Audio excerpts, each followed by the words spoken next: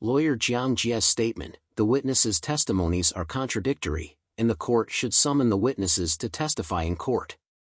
However, the court did not summon the witnesses, leading the party involved to refuse to accept the verdict and persist in appealing for 25 years. 2. Hezy Municipal Political and Legal Committee, Shandong Province. I, acting as the agent for the appellant Jiang, attended the complaint hearing on December 22, 2023, and presented Jiang's grounds for the complaint and conducted the debate on his behalf.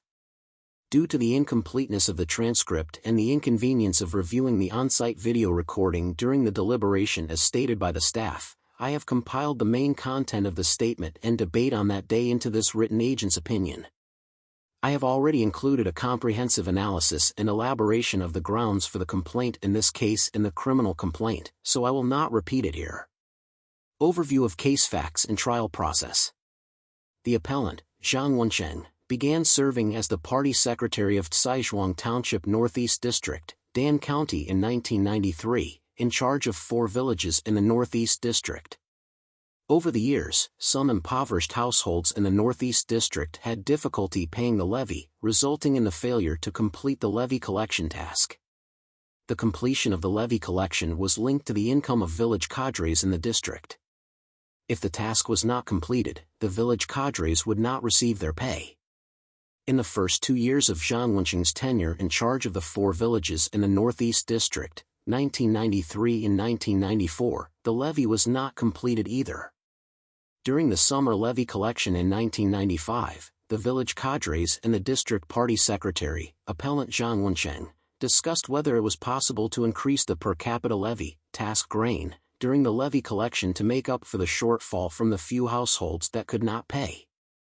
Thus, the task could be completed. At the 1995 wheat levy mobilization meeting in Tsaizhuang Township, the appellant and the 4 village party secretaries proposed the idea of increasing the task quota to Ma Fengxin, the township government party secretary. Ma Fengxin agreed and arranged for Sun Peiyao, the township finance office accountant, to calculate the increased task grain. Dan County Procuratorate collected witness testimonies from Ma Fengxin, Sun Peiyao, and the village cadres of the 4 villages. These witnesses denied participating in the increase of the task grain, claiming that it was all done by Jiang himself. During the court hearing, the defense attorney submitted these witness testimonies, and these witnesses admitted that they were aware of the increase in the task grain, consistent with Jiang's description of the process. Despite the contradictions in the witness testimonies, the court did not summon these witnesses to appear in court for cross-examination. Seeing the unfavorable situation in the court hearing, the prosecutor requested an adjournment and re-investigated these witnesses outside the court. These witnesses denied the testimonies they provided to the defense attorney, stating that the defense attorney had not read the transcripts to them. The prosecutor submitted these witness testimonies obtained outside the court to the court, which then found Jiang guilty based on this evidence. Key points of the grounds for the complaint and rebuttal of the hearing panel's views. During the hearing, I emphasized that the factual and procedural issues in this case ultimately point to the provisions of Article 47 of the 1996 Amendment to the Criminal Procedure Law. Article 47 of the Criminal Procedure Law, amended in 1996, stipulates, witness testimonies must be cross-examined, verified, and heard by both the prosecutor, the victim, and the defendant, as well as their respective defense attorneys in court. Only after the testimonies of all parties have been verified can they serve as the basis for a verdict. When the court finds that a witness has intentionally given false testimony or concealed evidence of a crime, it shall handle the case according to the law. This is the provision of the 1996 Criminal Procedure Law regarding witness appearances in court, and it is a mandatory provision. Legal clauses containing the word must are referred to as mandatory norms of the law. Mandatory norms must be implemented in accordance with legal provisions, leaving no room for negotiation. Legal clauses containing the word may are permissive norms. Permissive norms allow for both compliance and non-compliance. The clear provision of Article 47 proves that the statement made by the Dan County judge participating in the hearing, that the 1996 Criminal Procedure Law does not clearly stipulate the appearance of witnesses in court, is erroneous. Some hearing participants raised the argument that Article 47 contradicts Article 157, which states that witnesses may not appear in court. This understanding is incorrect. Article 157 of the 1996 Criminal Procedure Law stipulates, the prosecutor, defense attorney, and the defendant and his/her legal representative shall present physical evidence to the court for the parties to identify, and shall read aloud in court the transcripts of testimonies from absent witnesses, expert opinions, investigation records, and other documents used as evidence. The presiding judge shall listen to the opinions of the prosecutor, the parties, the defense attorney, and the legal representatives. This article is a provision for the cross-examination of witness testimonies when witnesses do not appear in court, not a permissive provision allowing witnesses to not appear in court in general.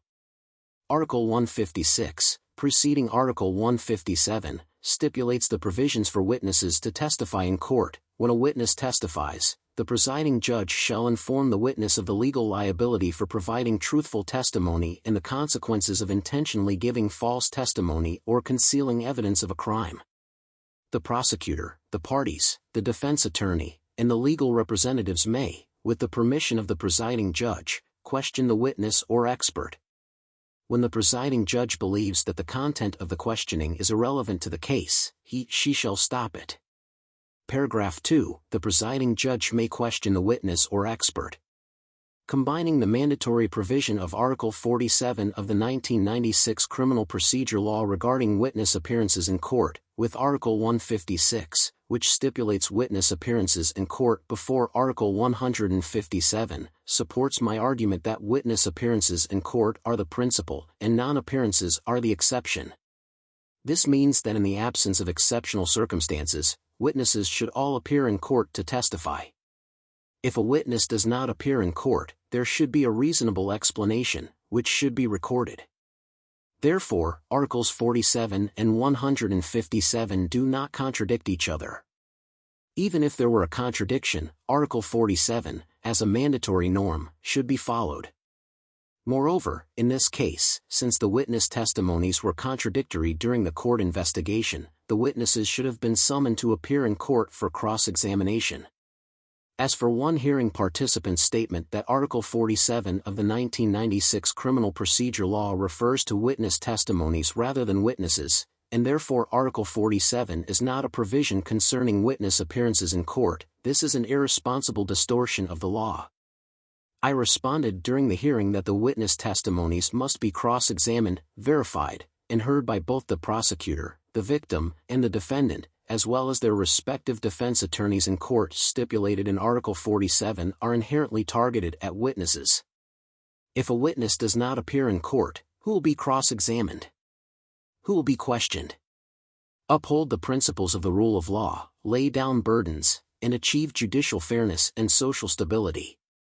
Since the verdict of this case in 1998, the appellant, Jiang, has been persistently appealing and petitioning for more than 20 years. The manpower and material resources that local governments and relevant political and legal departments have spent on receiving and intercepting petitions are considerable.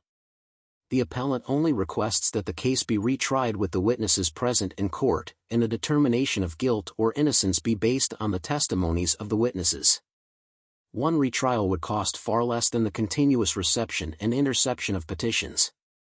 If, as in this case, when contradictions arise in witness testimonies during court hearings, the prosecution is allowed to reinvestigate witnesses outside the court without summoning them to appear in court for cross-examination, then any cadre could be falsely accused of a crime.